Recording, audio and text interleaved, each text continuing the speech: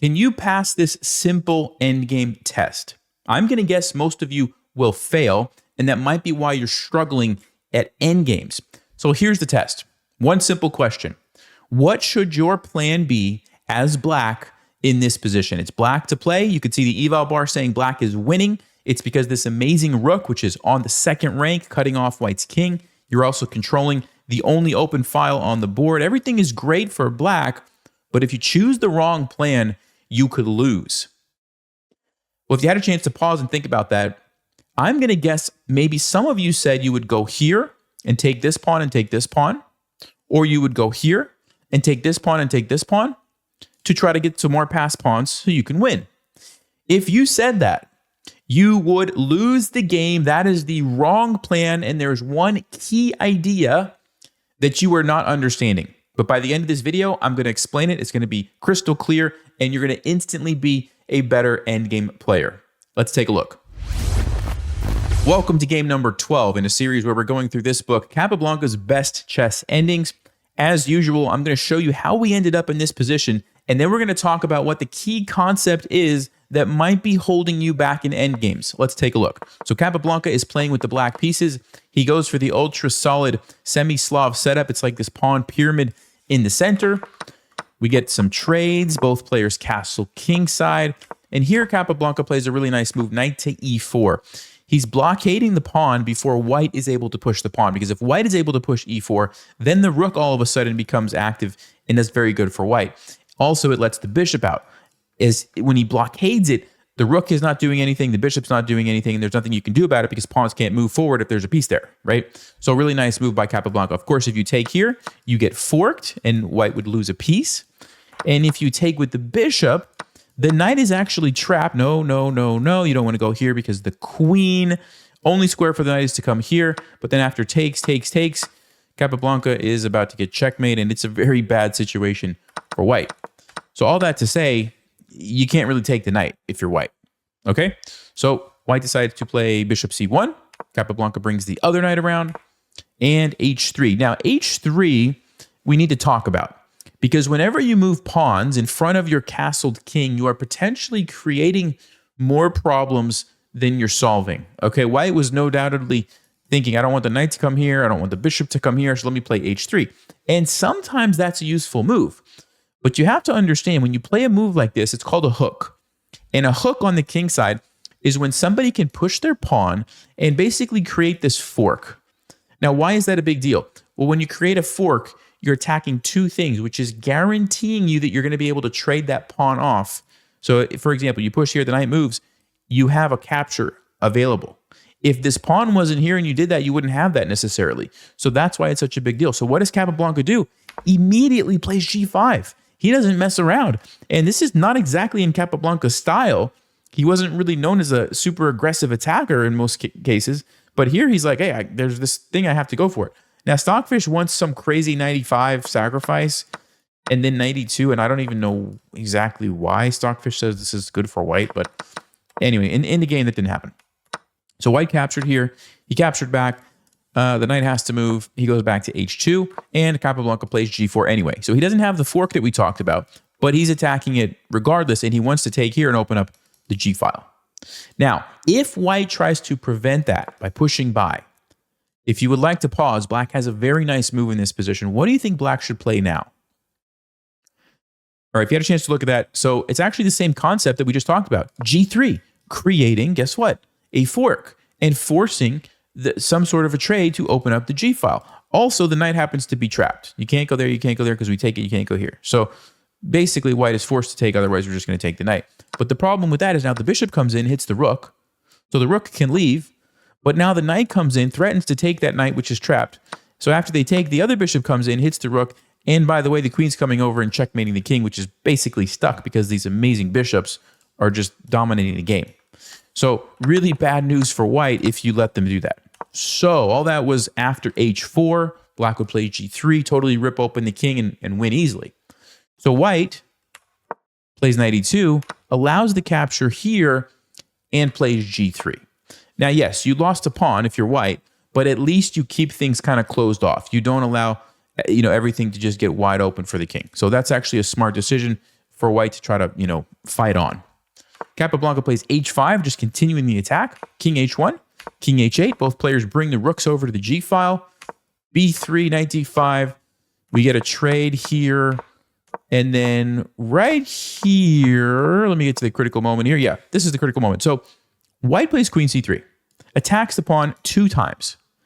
And instead of defending that or doing something about that, Capablanca just plays knight d5. He says, go ahead, take the pawn. Now, why would he do that? Why would he just give up this pawn in this position? Well, hopefully you could figure it out based on what I showed you at the start of the video, but he's basically saying, look, after these trades happen, his rook lands on the second rank, which is a really big deal, especially if the king is on the back because it's cut off.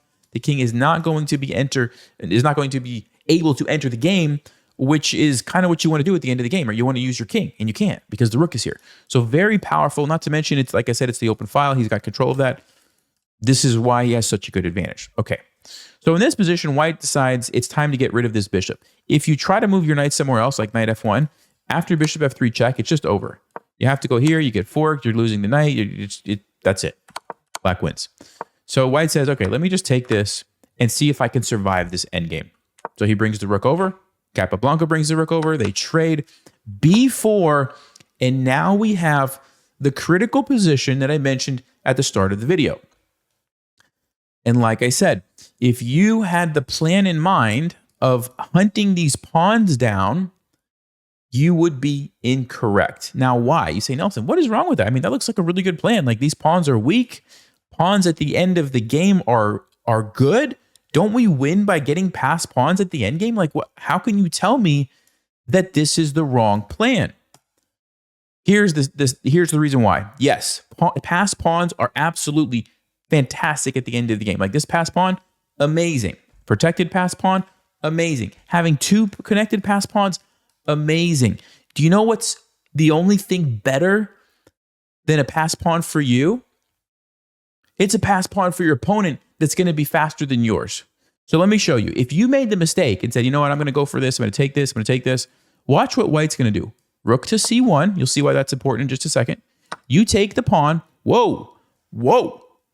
All we did was go take a free pawn, and we just lost the game in 2 moves. In 2 moves, we went from totally winning to totally losing. See, this is why a lot of you guys, and sometimes myself included, throw endgames. Because now, look what white plays. b5, you can grab another pawn. c6, you have no way to stop this pawn. Yeah, you can take it, but they have another one to recapture. The rook is behind, so you can't go behind. Your king is way too far, and your rook is too slow to stop this. They push. They're getting a queen. You actually lose, even though you have these 2 connected pawns, which look nice. Doesn't matter. White has a queen, you lose. So when you're thinking about endgames, this is the key, right? This is the most important thing I'm going to say in this whole video.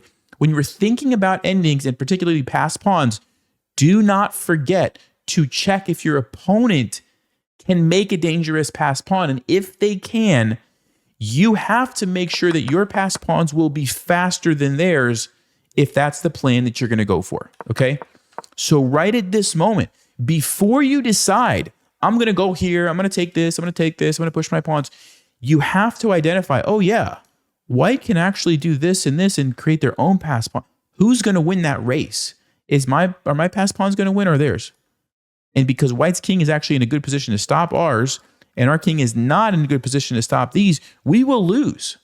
That is why any plan that involves something like this is going to be bad for us. Right now, this one is not as bad because we have just enough time to sneak in front of the pawn and stop it, so we can kind of hold on. But even so, there's some ways here you can see if white is smart, they can play f5, and then like after this, I don't know, rook c3, and they're holding on to a draw, basically, is what I'm trying to say. So even if you sneak the rook around, it's still not a good position. Okay, so now you understand why that was such a big mistake. So how do we win? Capablanca plays the move a6. He identified, okay, I need to make sure I don't let white push these pawns. So now if you try to go here to create a passed pawn, he'll thank you very much. No passed pawn for white. You say, well, can't white just play a4 and then push it? No. Why not? Rook to b2.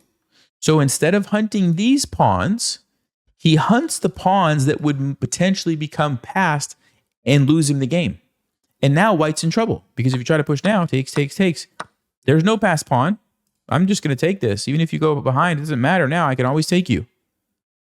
And now is a safe time if you want to go and take this. Because this doesn't matter. You just take it. And now your plan of taking all this stuff is good.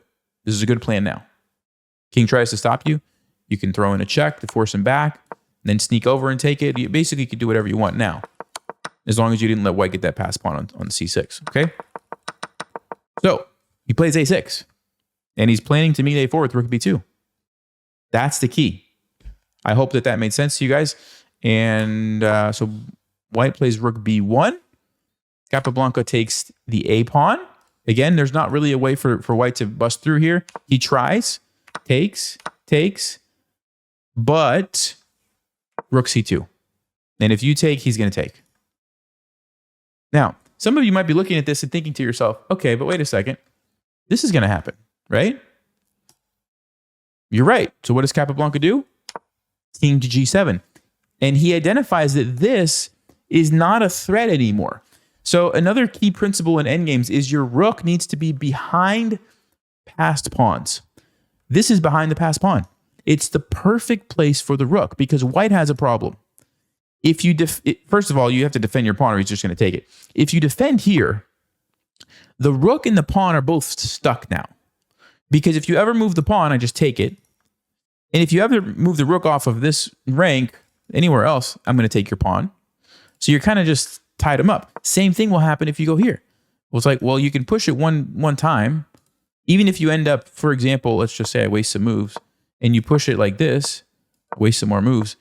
It's still not good for white. I just gave you a bunch of free moves. It's still not good because my rook is behind. And if you ever move away, I'm just going to take the pawn. You see how powerful this is, right? The other example that we looked at was the opposite, right? Back to this key position. When we went hunting, who has the rook behind the pass pawn now? Well, white does. And that is why white could win the game so easily. The rook behind the pass pawn escorts it all the way down. We can't do anything, right? Okay, hope you guys are following. This is really important stuff. If you understand this, you're going to just be a much better endgame player. So king g7, he defends. White goes on the offensive to take this. We get the trade. Now, I'm going to be honest with you. When I first saw this, I was like, this doesn't look like totally crushing for black. I mean, yeah, you got, this is nice. But it's 3 against 3, right? Surely there must be some way for white to defend. But the answer is no. And it has to do with the fact that the king is just awful. And you can't defend this pawn. So how does black finish off the game? What's the correct plan in this position? Well, I kind of gave you a hint there, the g3 pawn. And so the way you do it is check. This is to gain an extra move. So you force the king up so that you can come to the second rank with a tempo where it's your turn again. And then he sneaks over to g2. He's going to take the pawn now.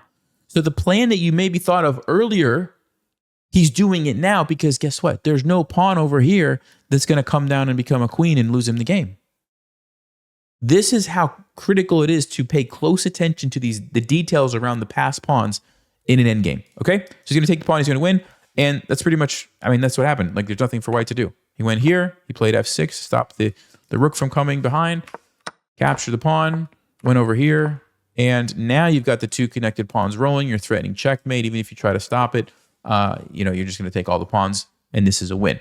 Okay, white resigned, but if you're curious, let's just see the fastest way. So you could take this. Let's say they come over here and try to stop you. You could just defend. Let's say they just go back and forth. You could bring your king up. There's nothing for white to do because if they ever leave, you checkmate them. And so you can just bring your king up. You can take the pawn.